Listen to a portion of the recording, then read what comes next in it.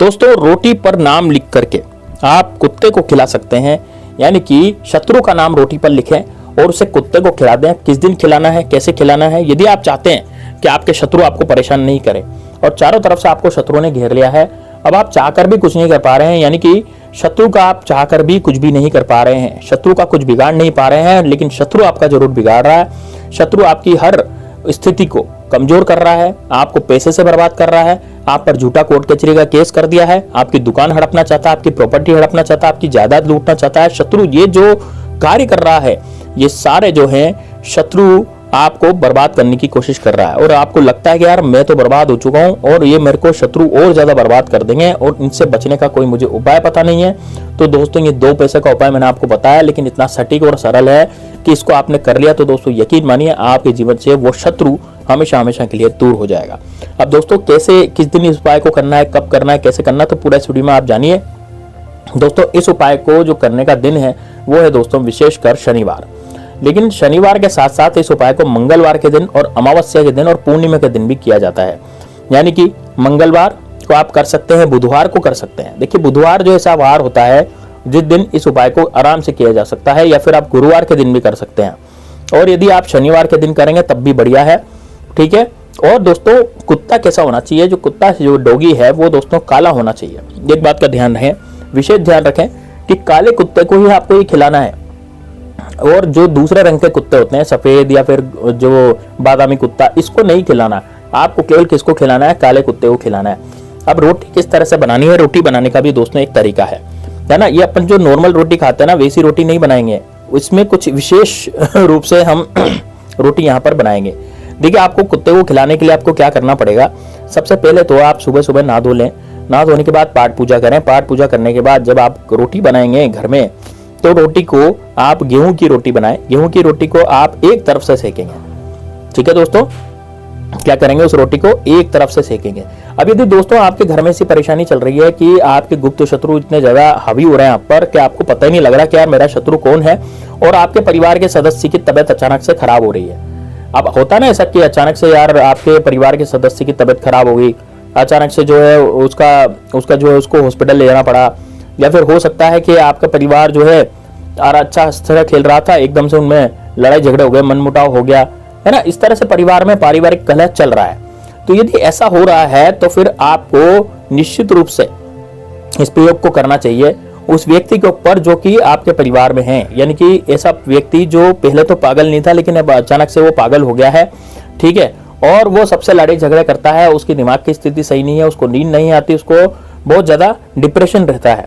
तो दोस्तों यदि ऐसा है तो फिर आपको ये वाला उपाय निश्चित रूप से करना चाहिए। अब इस उपाय को करने के लिए क्या करना पड़ेगा, देखिए दोस्तों सबसे पहले तो मैं आपको बताना चाहूंगा कि जब भी इस उपाय को आप करना चाहें तो इसको आप एक रोटी बनाएंगे। रोटी कैसी बनाएंगे दोस्तों, एक तरफ से उसको सेकेंगे। जैसे मैंने आपको कहा कि ये नॉर्मल रोटी नहीं होगी, इसको एक तरफ से आपको सेकना पड़ेगा। एक तरफ से कैसे सेकते हैं रोटी को, जैसे आपने रोटी बनाई, रोटी बना के तवे पे डाली, तवे पे डालने के बाद उसको एक ही तरफ से सेकना है, दूसरे तरफ से नहीं सेकना, दूसरी तरफ से कच्चा रखना है। और उसके बाद दोस्तों उस रोटी को नीचे उतार लें, तवे से नीचे उतार लें। तवे से नीचे उतारने के बाद उस पर सरसों का तेल दोस्तों चोपड़ेंगे। आप क्या चोपड़ेंगे, सरसों का तेल। सरसों का तेल जो होता है कड़वा होता है दोस्तों, और शत्रुनाश के उपाय के लिए सरसों का तेल बड़ा ही कामगार होता है। यानी कि आप सरसों का तेल एक तरफ उसमें चोपड़ देंगे। अब किस तरफ चोपड़ना है, जहां कच्चा भाग है रोटी का, जहां कच्चा साइड है, जहां पर आपने सेका नहीं था, जहां पर आटा ही है अभी, वहां पर आप उस पर सरसों का तेल पूरी तरह से चोपड़ देंगे। नहीं, पूरी रोटी को सरसों के तेल में चोपड़नी है।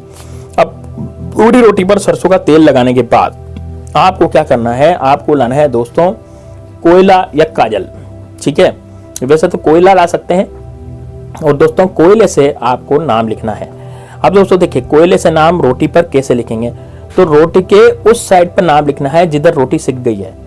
ठीक है, देखिए तेल किधर चौपड़ना है सरसों का, जिधर कच्चा भाग है, लेकिन जिधर पक गया है, जिधर सिक गया है, उधर आप कोयले से अपने शत्रु का नाम उस रोटी पर लिखेंगे, जो कि आसानी से लिखाई में आ जाएगा, है ना। ध्यान रहे नाम लिखते समय रोटी टूटे फूटे नहीं, हल्का हल्का नाम यदि लिख देते हैं तब भी चलेगा, और यदि हल्का नाम नहीं उकरता उसमें तो कोई बात नहीं, आपने कोयला तो चला दिया ना उस पे, नाम के रूप पे कोयला चला दें आप, तब भी वो माना जाता है कि हाँ भाई नाम लिख दिया है ना। यदि शत्रु का नाम आपको पता है, और यदि शत्रु का नाम नहीं पता, आपको लगता है कि यार मेरे तो गुप्त शत्रु हैं, और पीठ पीछे वार करने वाले शत्रु हैं, मुझे नाम कैसे पता होगा? सामने से तो मेरा कोई वार करता नहीं है, सामने से आकर के कभी कोई लड़ा नहीं, तो पीठ पीछे वार करने वाले शत्रु मेरे हैं। तो यदि पीठ पीछे वार करने वाले हैं तो आपको वहां पर रोटी पर क्या लिखना है? पीछे की तरफ शत्रु। अब दोस्तों ये शत्रु लिखने के बाद अब क्या करेंगे? अब जाएंगे दोस्तों आप घर से बाहर। लेकिन घर से बाहर जाने से पहले मैं आपको बता दूं, यदि आपको ही प्रॉब्लम है, मान लीजिए आपकी जिंदगी में आपकी समस्या चल रही है ना, शत्रु आपके पीछे पड़े हुए हैं और आप पर बुरी बुरी फप्तियां कसते हैं, लोगों को भड़काते हैं आपके खिलाफ, और मतलब ऐसे शत्रु जो आपके पीछे पड़े हुए हैं, तो आप परिवार के किसी सदस्य से अपने ऊपर ये रोटी 7 बार उसरवा लें। कितनी बार उसरवानी है आपको? 7 बार। सप्ताह के 7 दिन होते हैं और रोटी भी कितनी बार उसरेगी? 7 बार। ठीक है, 7 बार उसरवा लें किसी भी व्यक्ति से, है ना। और यदि कोई व्यक्ति घर में नहीं है, आपको लगता है कि यार मैं तो अकेला ही हूं, कौन उसारेगा, तो आप खुद भी उसार सकते हैं अपने ऊपर रोटी। ठीक है, अपने सीधे हाथ में रोटी लें और अपने ऊपर ही इसको 7 बार वारें। लेकिन दोस्तों यदि आपके परिवार में कोई सदस्य ऐसा है जिसको गंभीर समस्या हो गई है, जिसको गंभीर बीमारी हो गई है, जो दिक्कत पैदा कर रही है, तो आपको लगता है कि यार मैं तो ठीक हूं, लेकिन मेरा जो ये, जैसे मान लीजिए कभी कभी हस्बैंड जाते हैं बाहर काम पे, तो दुश्मन की डाणी में कौन आ जाते हैं? हस्बैंड आ जाते हैं।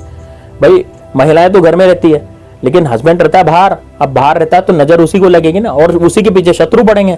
तो यदि उसके पीछे शत्रु पड़ रहे हैं और आपका यदि वो पति है, तो आप क्या करेंगे? उसके ऊपर आप रोटी उसारेंगे। कितनी बार? 7 बार।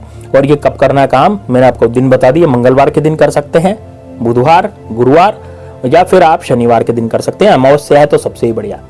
उस पर वारे 7 बार वारे, 7 बार वार करके आप देखेंगे यार काला कुत्ता कहाँ है। अभी काला कुत्ता ढूंढना है, काले कुत्ते को ये रोटी खिला दें।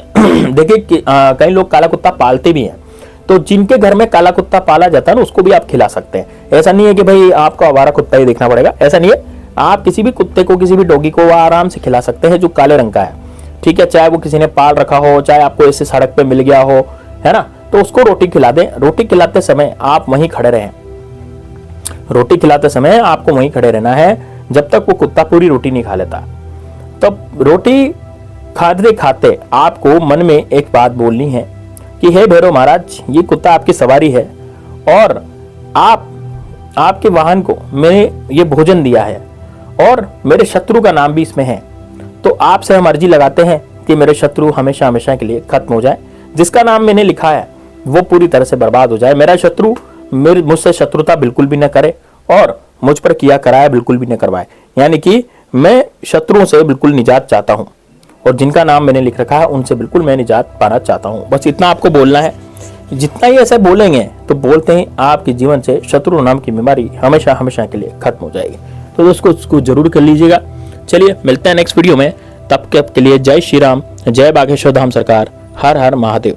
दोस्तों कोई सवाल हो तो आप कमेंट बॉक्स में जरूर पूछ सकते हैं। कुछ टोटका वगैरह समझ में नहीं आया हो तो आप बिल्कुल पूछें और कमेंट बॉक्स में हर हर महादेव जरूर लिखें। यदि आप महादेव के भक्त हैं और भगवान श्री राम के भक्त हैं तो जय श्री राम कमेंट बॉक्स में जरूर लिखें। चलिए दोस्तों मिलते हैं नेक्स्ट वीडियो में।